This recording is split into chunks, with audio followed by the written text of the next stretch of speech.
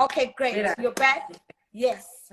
So let's get straight to it. So Debs, the way Mentorship Mondays works is that we call people like yourselves to come and join us because we're like, we have a question, and a lot of us have lots of questions that I might not be the best suited person to answer, but because you are in the space doing the work, you're probably better suited.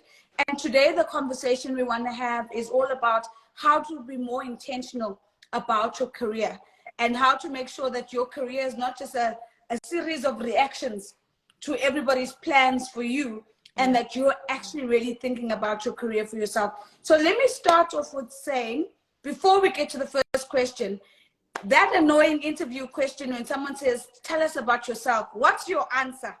I always say, tell us a little bit about yourself. I always say, the first thing I always say when I introduce myself is that I am a woman after God's heart, and literally everything else follows after that. So everything that I've always done with my life is I've always imagined that I stand before God at the end of time, and he asks me, so what did you do? And I'm like, God, I've used each and everything that you've given to me in order to serve you in the best way possible.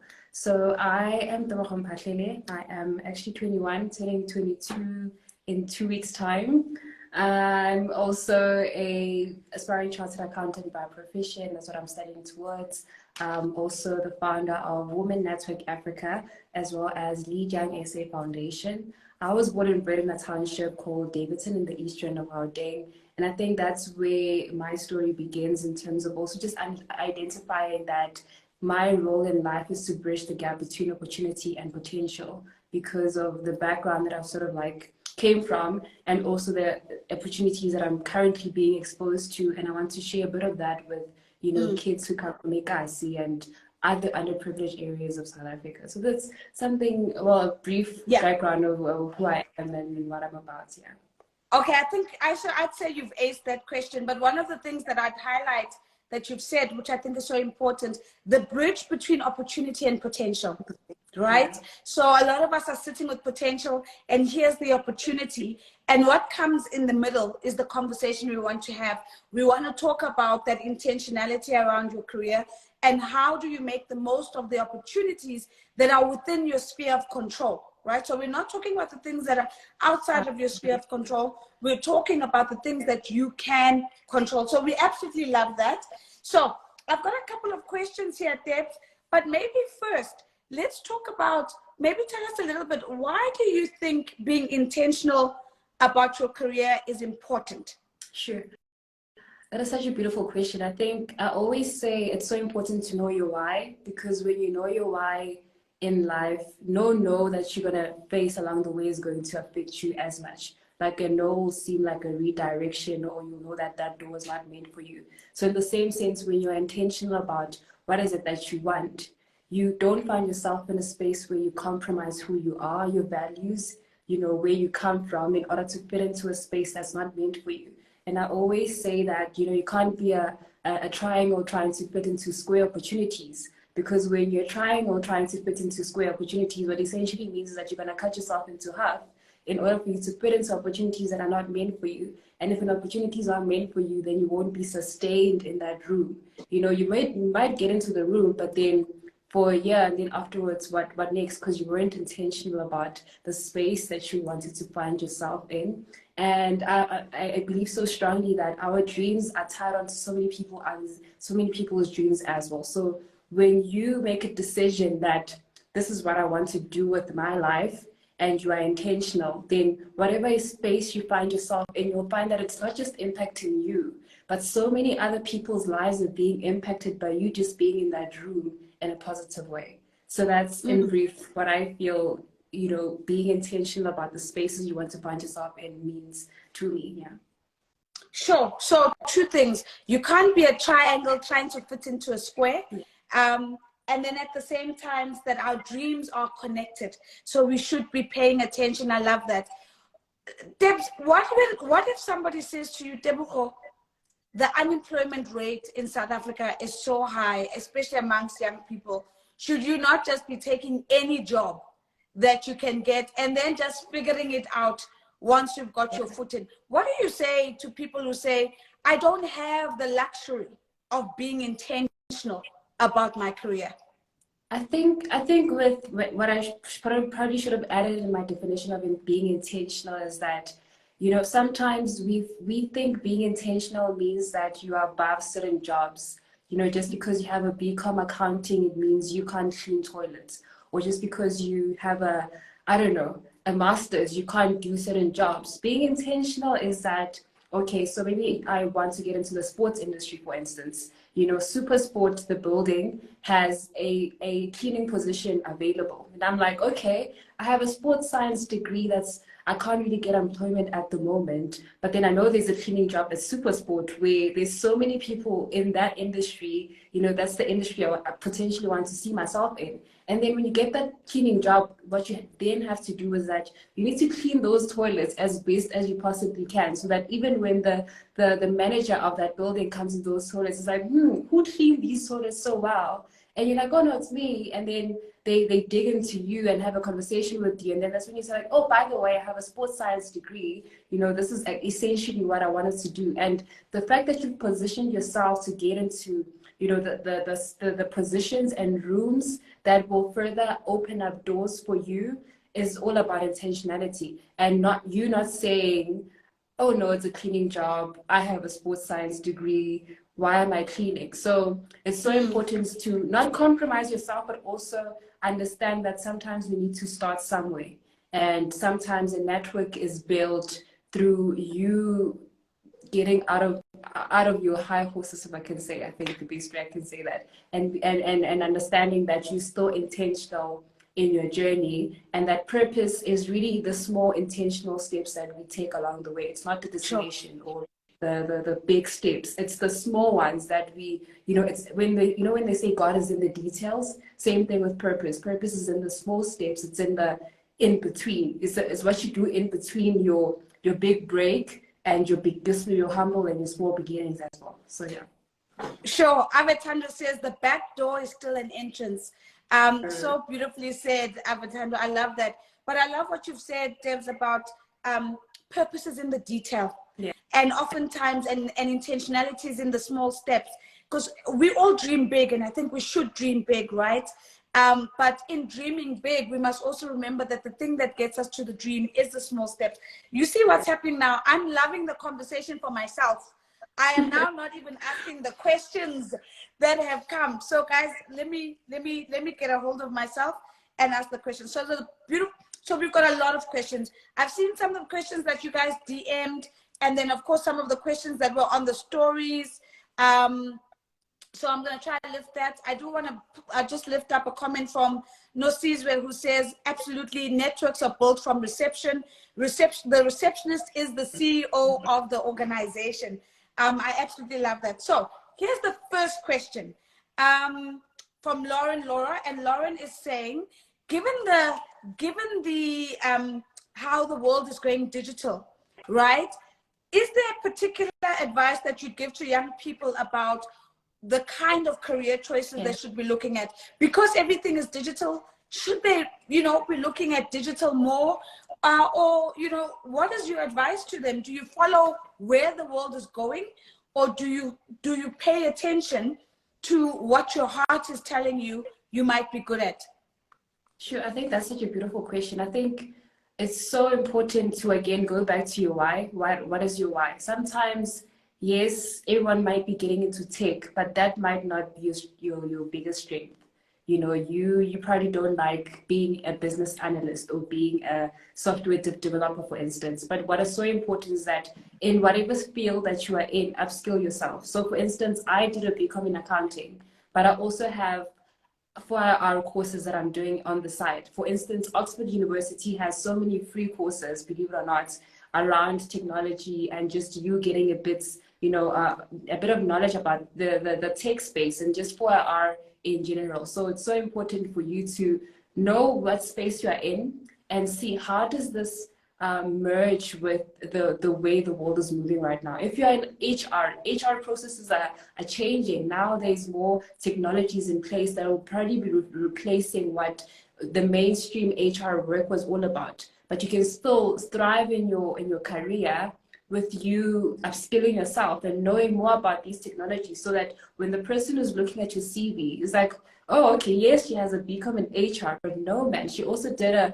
short course in 4R, so she's also keeping upskilling herself, you know, in terms of what's happening in the current world, and is in tune with what's happening in the world at the moment. So don't lose yourself in terms of the career path that you essentially wanted to step into, but make sure that you upskill yourself and make sure that you are relevant within the world that we're in right now, so that you are employable. I think that's that at the end of the day, you want to be employable. Yeah. I love the idea of upskilling. So what I'm going to say is that what we're also going to do in Dumiso is that we're going to have to put up a list maybe on our stories of all the places where you can get free courses. Because a lot of people will then, in the response to upskilling, are going to say, you know, but where do I get the money and the funds? There's a lot of free courses. And there's a lot of free courses. So as well, Debs, if you have any free courses that you want to direct us to, please send us a list, and we'll also put them on our stories, and we'll tag you, so that people know that this is where I can actually go and get upskilled. So it's not just a theory, right? Can I just add like a funny comment? I've never been to Oxford University or been there ever in my life, but I have so many qualifications or short courses from there. And that's just the power of social media and just accessibility, and again, them being free. So there's literally so many things that you can do out there and upskill yourself and make yourself stand out of, you know, the people who are sending through their CVs as well. Yeah. I love what Meraki started on the chat, because he's saying LinkedIn Learning also has courses. So maybe what we can do, if you are aware of a platform or a site that has free courses or pathways for people to upskill, put it in the chat so other people can also see it. And let's just make the circle bigger, and let's all learn from each other. So we know Oxford is an example. We know that LinkedIn Learning is an example. And there's just, I think there's even Harvard X. If you look up that, there's a lot of like free things that you can study and really bolster your intentionality. Okay, so Chebet Koske sent us a question, and Chebet is, I think Chebet might be from Kenya. That sounds like a Kenyan name. And Chebet is asking, but how do you climb the ladder? How do you make sure that when you're in, you're not stuck? What advice would you give to people about how do you go upwards as you climb the ladder? I think the biggest mistake we make in life is thinking that our journeys are in isolation, that you can become the CEO of what in isolation and attain it alone. You know, with God, yes, it's possible, but then it's so important for you to position yourself around a network of people.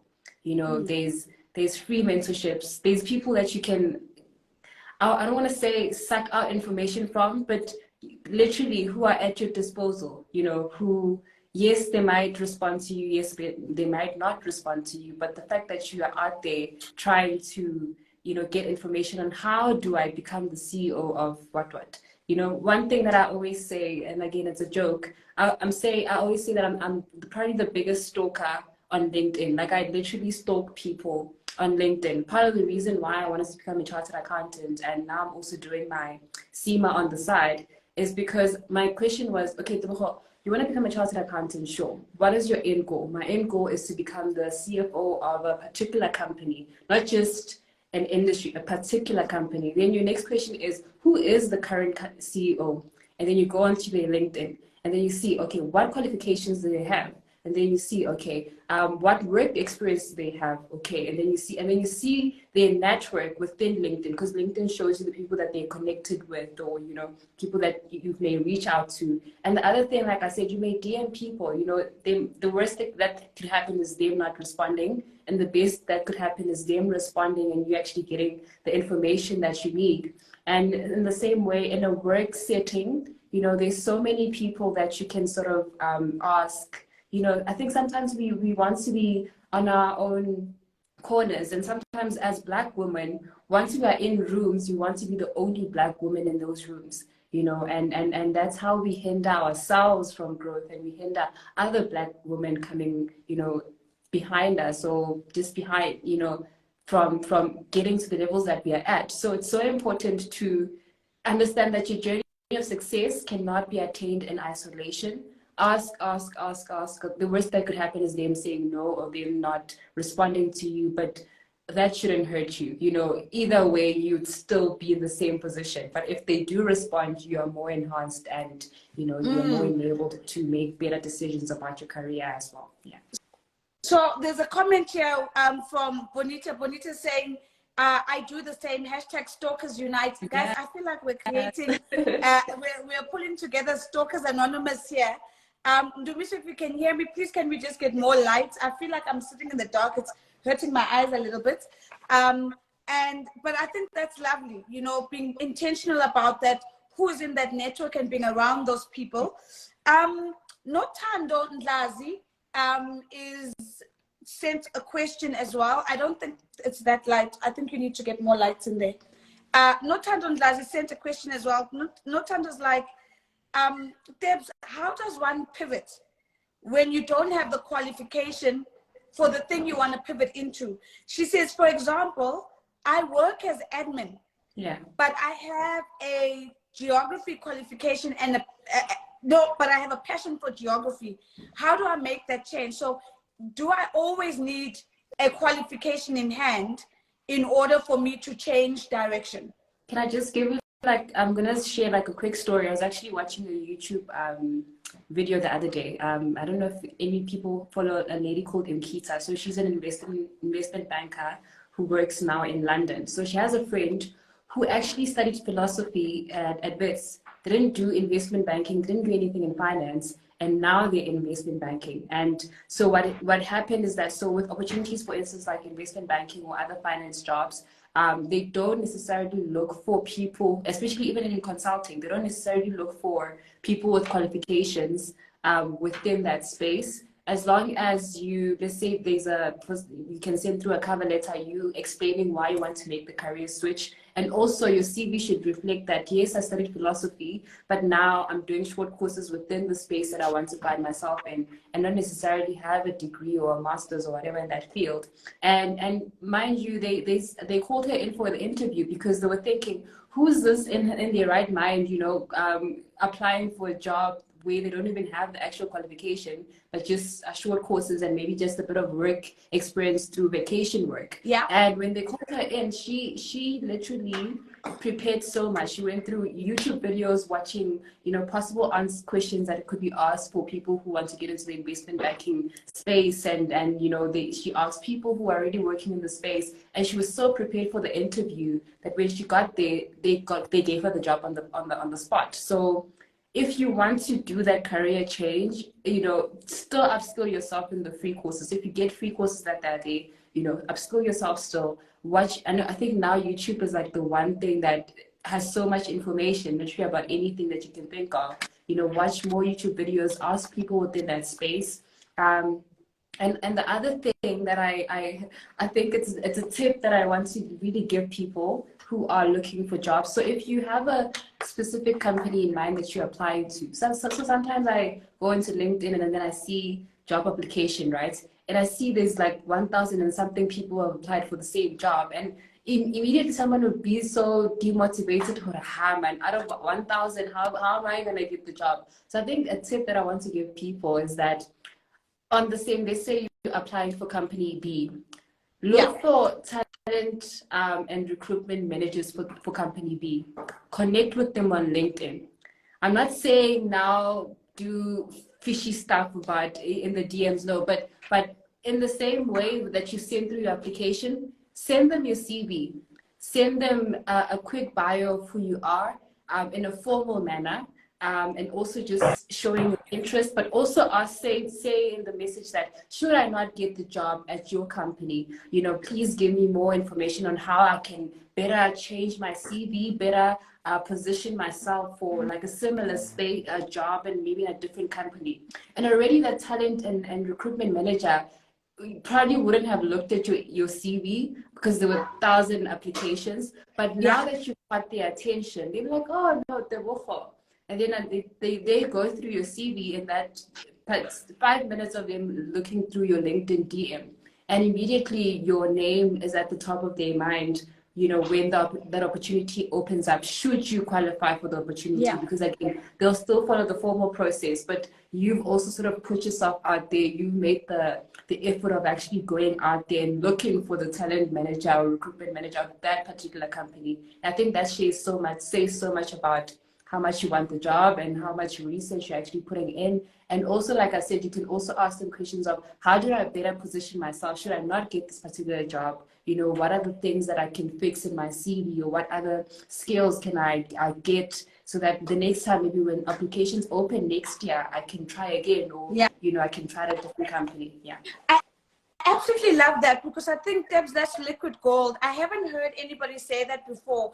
This idea that, you know, Yeah. reaching out to finding out who the recruiters are, and then making sure that you're top of mind for them by being, you know, initiating contact and conversation with them. I think that's excellent. And if anybody's not hearing that, I don't know, because I think that's absolutely amazing. There have been so many comments as you were speaking, Debs. I just want to lift one that I pinned, which is from Huitzi.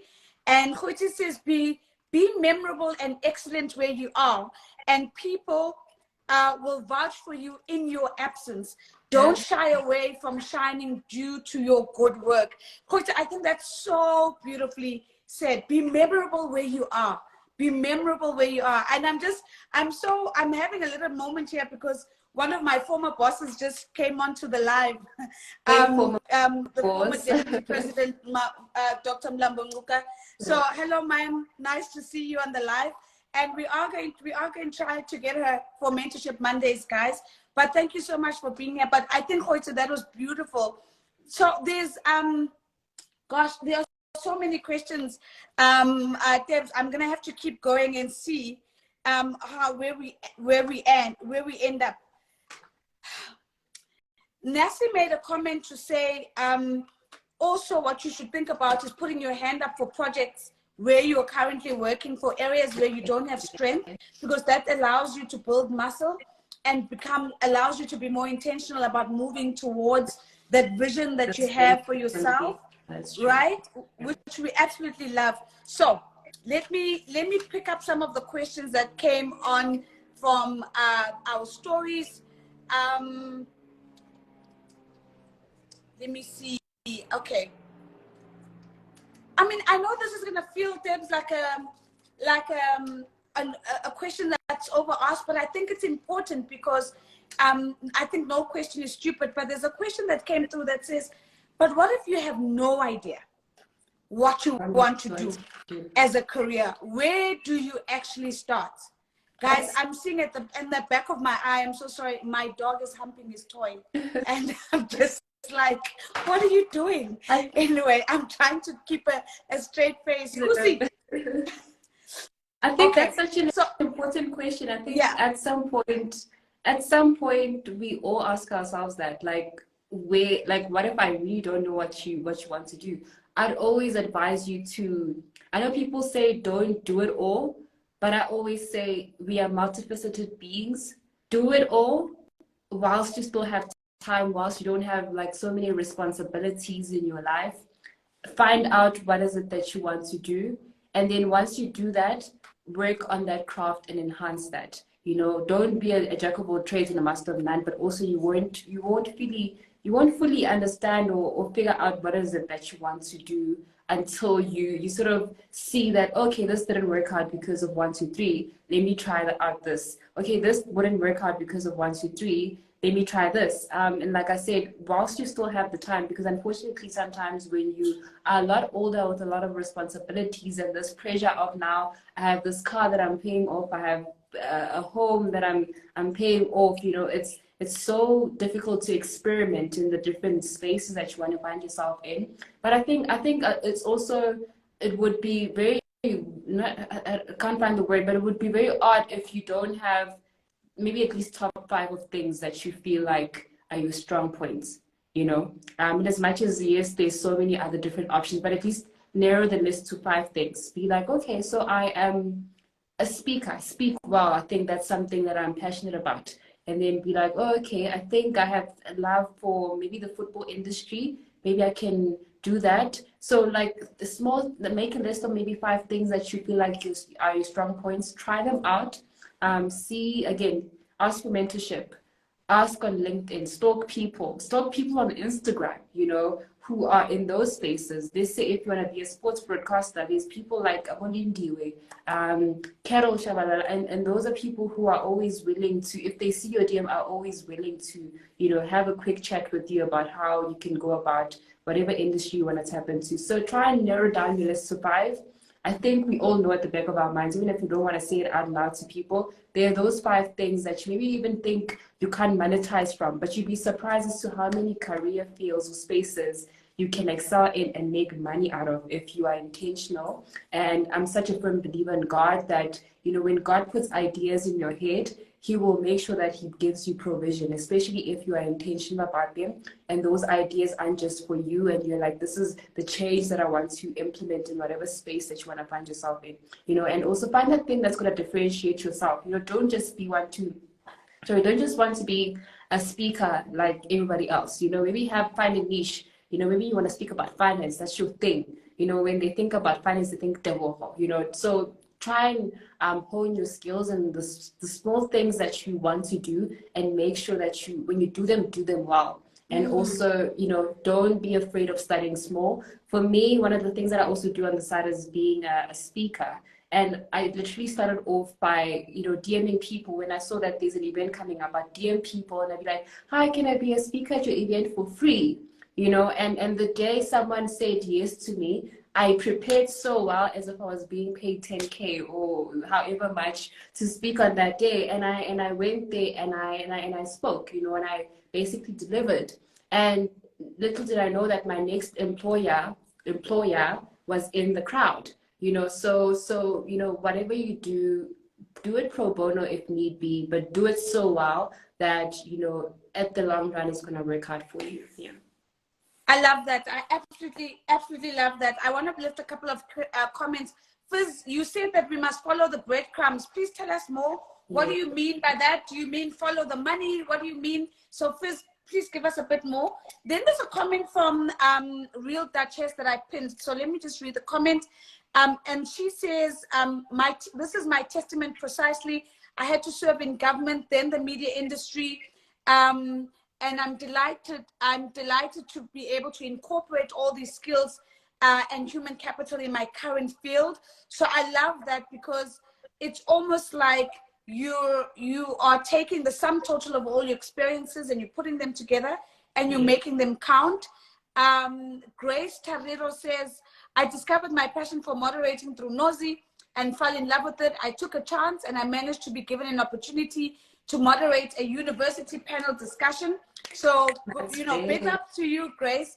But I love that strategy, Debs, where you say, actually, what I need to do is get into the room. So I'm going to see this event, and I'm actually going to reach out to them and say, can I come and speak for free? Because actually, when you think about it, that's probably one less thing that they need to be thinking about. And they just probably they're giving you a platform, essentially, and for you to secure yourself and to get in front of your next opportunity, which is probably sitting in the audience. I absolutely love that. There's a question from Abigail that, and Abigail is saying, is it important to have a career coach?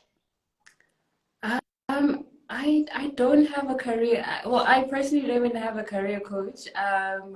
So I wouldn't say it's not important. Maybe my life would probably change 100 times more if I had one. But I think it's so important to have mentors. And by mentors, I don't necessarily mean someone you speak to every day, but a few people that you know you can ask for different advice on certain things. You know, like I said, I'm in so many, I don't want to say so many industries, but I have so much passion in so many different things, like the football industry, my chartered accountancy journey, and also the speaking aspect of things, and also the entrepreneurial aspect where Women Network Africa also comes in. So those are 4 different mentors that I can reach out to about the different things that I sort of want to experience growth in.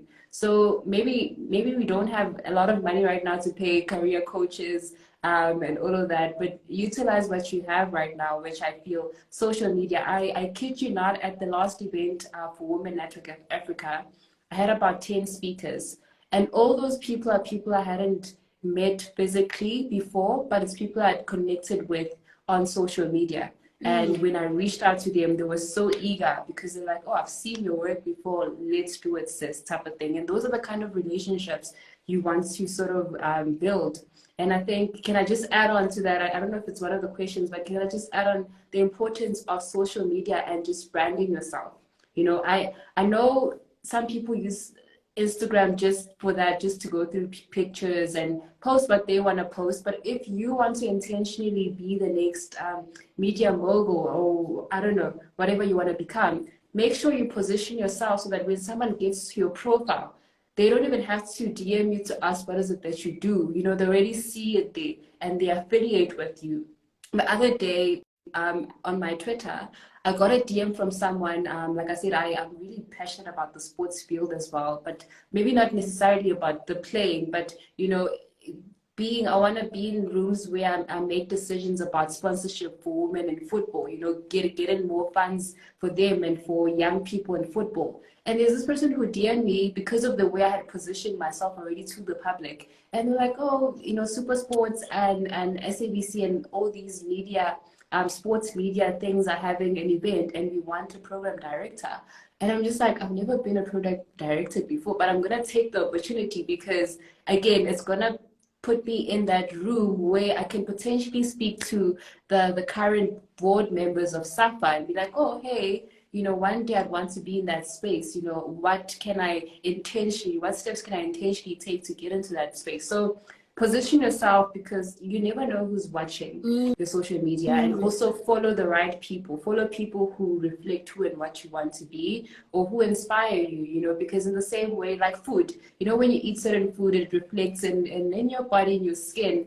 In the same way, social media, the content you take in, it reflects in who you become and the circles you find yourself in, and the things you're constantly thinking about. So yeah.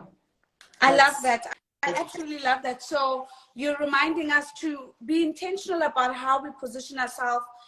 I mean, we've spoken about personal branding so many times on Mentorship Mondays, and it's so interesting to hear it keep coming back. You know, it's really like you're speaking about even the things that you put out there. You never know who's watching. And you never know who's listening. I want to pick up the comment from Fizz, because I asked a question. I said, what's the follow the breadcrumbs? It sounds great, but we don't know what you mean. And Fizz says, follow the breadcrumbs means paying attention to the things that target your heart. Sorry guys, my fingers are thick now. Follow the breadcrumbs means paying attention to the things that target your heart, the problems that keep you awake at night, etc. That will lead you to the things that are likely linked to your purpose. I did want to make a comment about a career coach. So I have a career coach, and this is my second career coach in my whole life. The first time I had a career coach was probably a couple of years ago, but it was at the time where I was making a big transition from corporate to media. And I remember that, and he was a clinical psychologist. And I remember I was very, very stuck. And I think I've told you guys the story a million times before, where I was working in corporate, I was climbing the ladder, you know, it was clear where the opportunity for me to go. And suddenly, left of center, came the opportunity to join CNBC Africa.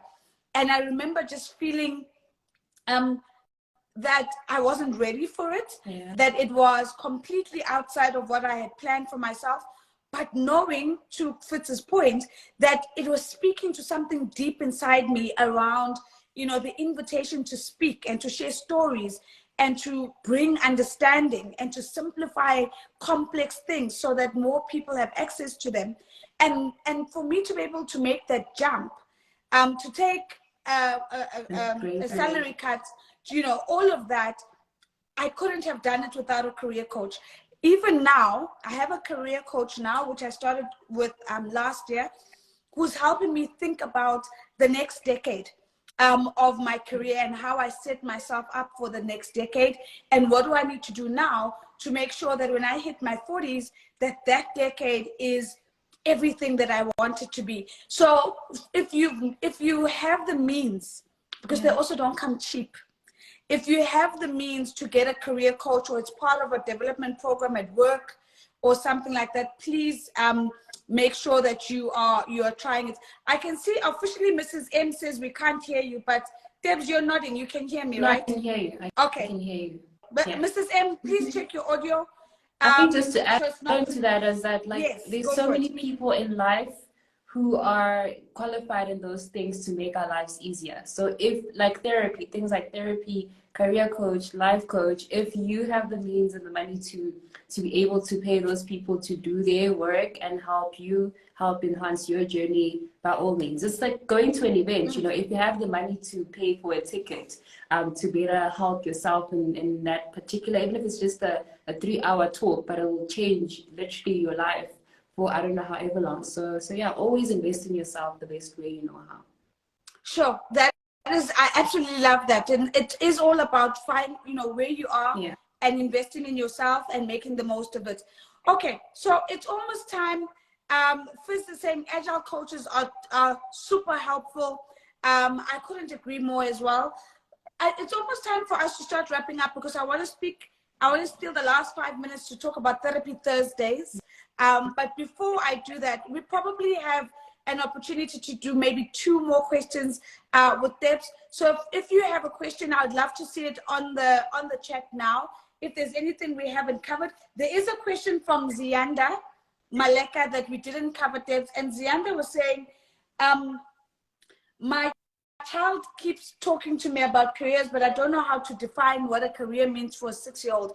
In simple language, how do you get children excited about careers over and beyond the question of what do you want to be when you grow up? I think what one of the ladies I think said, follow the breadcrumbs. What is it that they're doing right now? You know, I have a young nephew who loves, you know, soccer, and maybe they might necessarily become a professional soccer player when they grow up.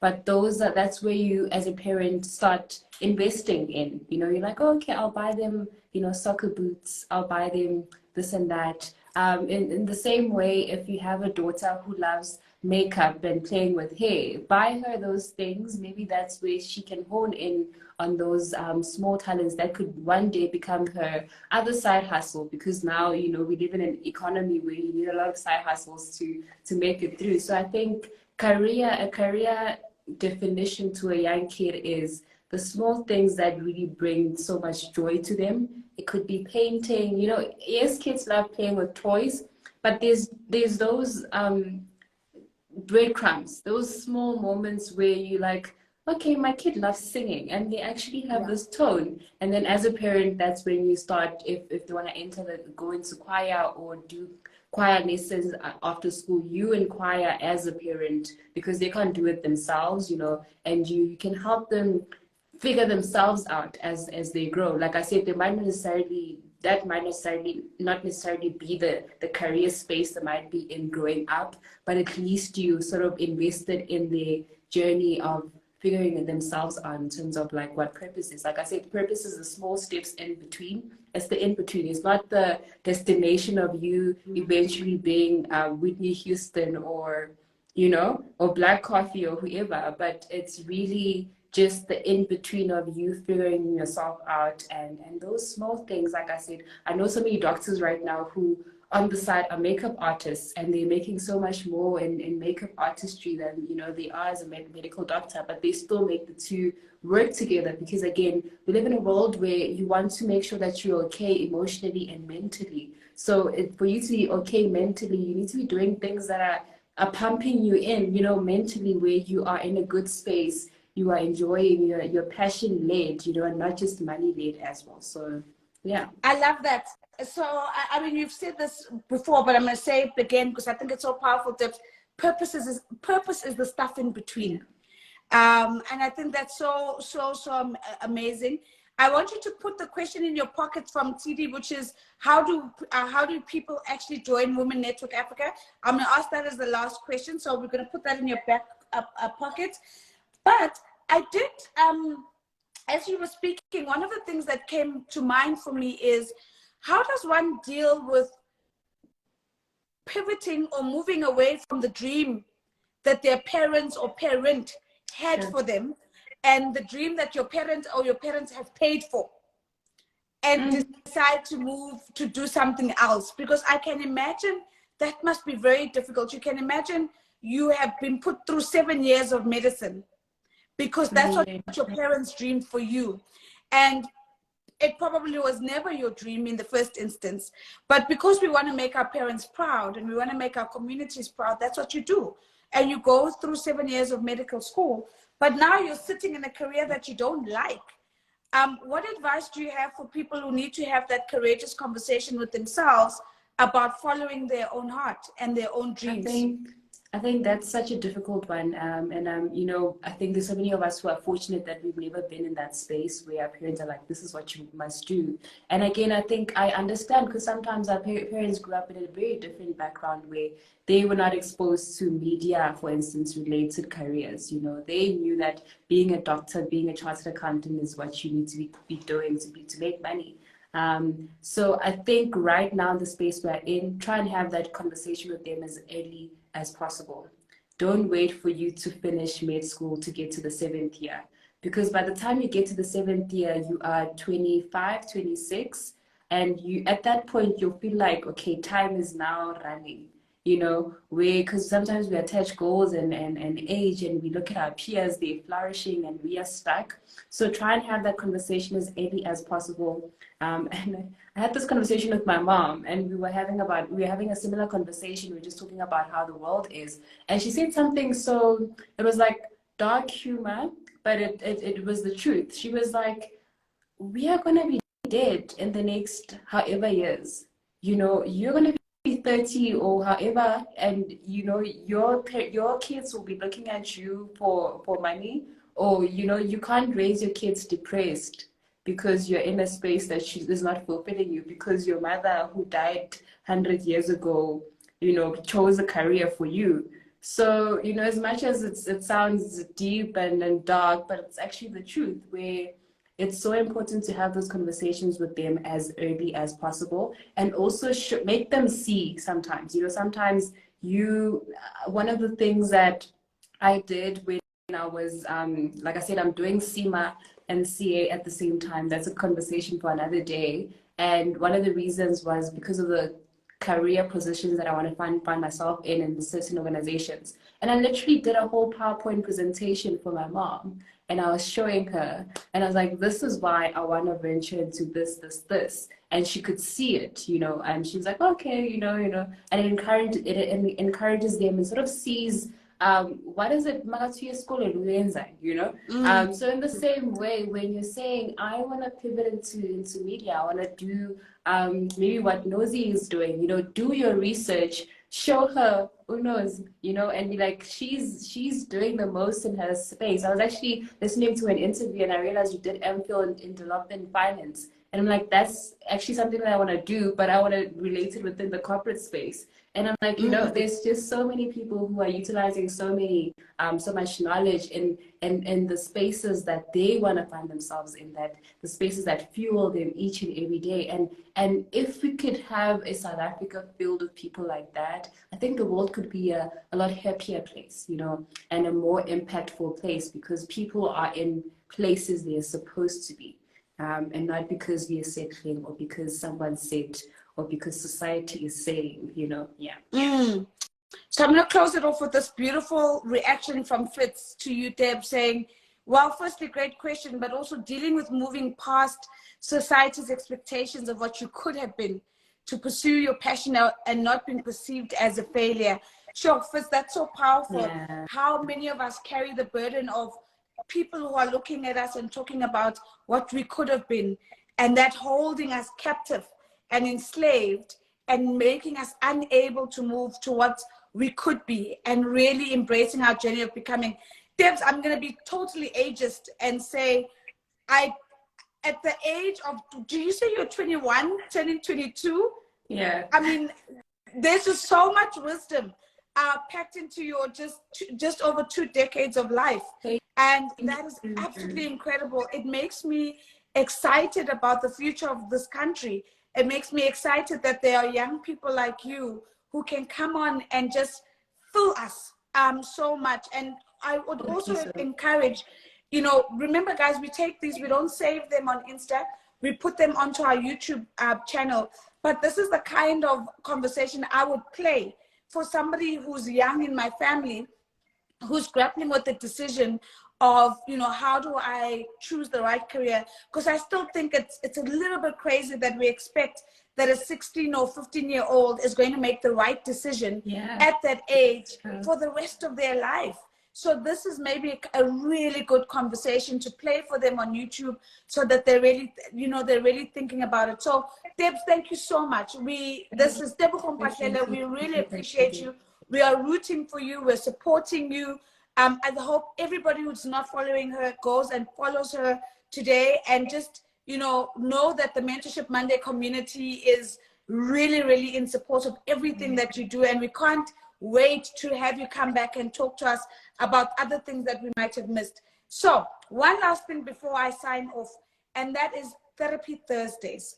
So guys, remember what's been happening is that we've been getting a lot of questions in my DM with that they need a therapist, and I'm not a therapist, and I'm not a psychiatrist or psychotherapist, and all the different terms. But I do know the importance of therapy. And I also know that it's one of those things that are so inaccessible, because as a person who believes in therapy, I know how much it costs me to go to therapy. So we are disrupting another conversational space by using the technology at our disposal and actually breaking down the door and opening it up to say, let's have conversations that are rooted around questions around therapy. So we're going to give it a shot in the month of March. We've lined up 4 great therapists for you every Thursday, but you've got to listen to the time, 7 p.m., not 6, 7 p.m., because we've done our research, and apparently, according to the research, you guys take in therapy better at 7 p.m. I don't know. We follow the data, and we check what the data says. But please send us your questions. We're going to be going live with the countdown later on this evening, counting down to Thursday. We've got a fantastic therapist standing by on Thursday, and we really need to, you know, as Avatar was saying, mental health is a thing. And instead of us just saying, oh my goodness, we're all struggling with mental health, but not taking the fact that socioeconomically, a very small slice of us can actually afford therapy, actually means we're not doing anything about the problem. And that's why we're taking the Mentorship Monday model and we're taking it to Therapy Thursdays. So I look forward to seeing you 7 p.m. on Thursday. Debs, thank you. Let me just quickly answer that question about Women Network Africa. Yes.